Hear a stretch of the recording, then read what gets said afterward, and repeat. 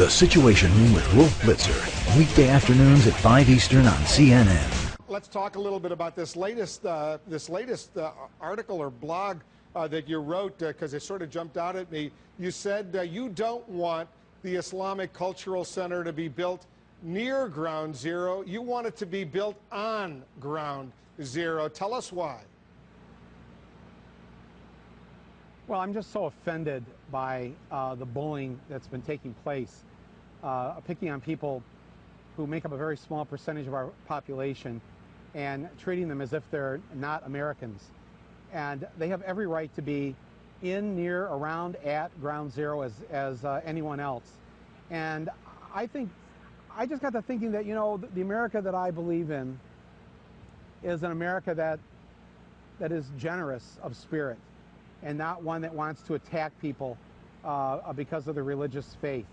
And I personally feel very bad that these 19 murderers of 9/11 who killed 3,000 people were able to hijack a religion, did something what they said was in the name of Islam, and have made life very difficult for everybody else who is a member of this faith. And I thought, what better way could we, those of us who are not of the Islamic faith, do to show our fellow Muslim Americans that we so understand that these murderers hijack their religion from them, than to help restore the good name of their faith right there at Ground Zero. I mean, frankly, I never believed that there. Yeah, I was just going to say, let me interrupt for a moment, because as you know, a lot of Americans think that they have every right to build the cultural center and mosque near Ground Zero, but they don't think it's necessarily appropriate. A brand new Quinnipiac University poll, for example, asked, is it appropriate to build a mosque and Islamic center near Ground Zero?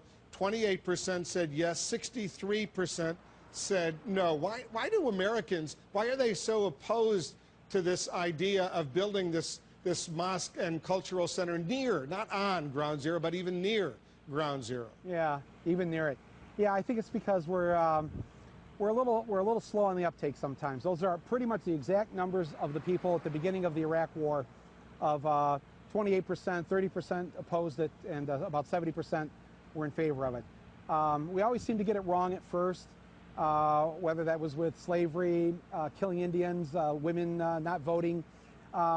We're not very good at the beginning of these things. We're really great, though, as we move along. We live in a nation where, sadly,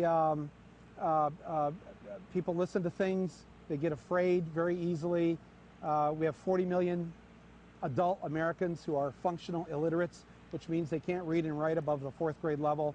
So that's the America we live in, and sometimes we have to put up with that. But everybody, regardless of their level of ignorance, I believe, at their core is good and has a good heart, and if presented with the truth, and the truth is that Muslim Americans are Americans the same as every other American. And what do you say, Michael? What do you say, Michael, to a family member of someone who was killed at Ground Zero, who says, you know, I don't really think this is appropriate? Look in the camera and tell us what you would say to that family member. I would say that I completely understand how you feel. If a member of my family was murdered, I live in a nation where they would not allow me to sit on the jury. Yet common sense kind of says to me, well, who better to judge those who took my family member's life than the family itself to get retribution? But we don't have a system like that, do we? The reason we don't is because we have to separate the emotion from it, because sometimes if we just let emotion take over and run things, the wrong decisions get made. I went to Mass yesterday, Wolf. Do you think I'm a pedophile sympathizer? Should I be judged because some priests committed a crime against children? Do you think less of me because of that, or because Timothy McVeigh was a Catholic and blew up the Oklahoma City building? Should a Catholic church not be allowed anywhere near the Oklahoma City building because he was Catholic? I got to tell you, I remember the very first presidential election. I was 6 years old, John Kennedy versus Richard Nixon. And I remember, as 6 years old, hearing all this stuff about if Kennedy was elected, the Pope was going to run the country. And I remember feeling like there was something wrong, there was something bad about, why was I bad? Because I was Catholic. And this is our history, and we have got to stop this.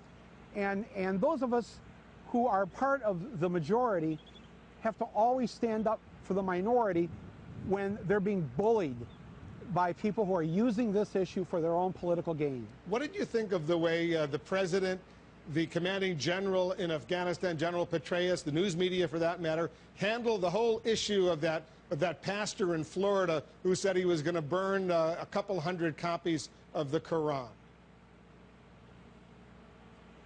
Well, it's never good to have our general saying that we're afraid of anything. I mean, I got a whole other thing about that. We could do that, take another show on that. I just think when you're talking about burning the Quran, let me just point out again to my fellow Americans, 80% of whom don't have a passport and never leave the country, never see the rest of the world, don't know anything about what's going on. You know, I've had the good fortune to be able to get out of here and see a bit of this planet we live on. The Quran has 25 different mentions of Jesus in that holy book. 25. They consider Jesus a messenger of God. Why would you burn a book that beautifully mentions Jesus at least 24 times? I mean, how many Americans even know that? It really is just it just seems so crazy to me, and I'm fed up with it, and I just felt like I had to take a stand and say something about this. They're, you know, Arabs, Muslims of this, you know, they're 0.6% of our population. Whenever the angry mob turns on a small group, it's best to know that when they're done with that group, they're off to the next small group.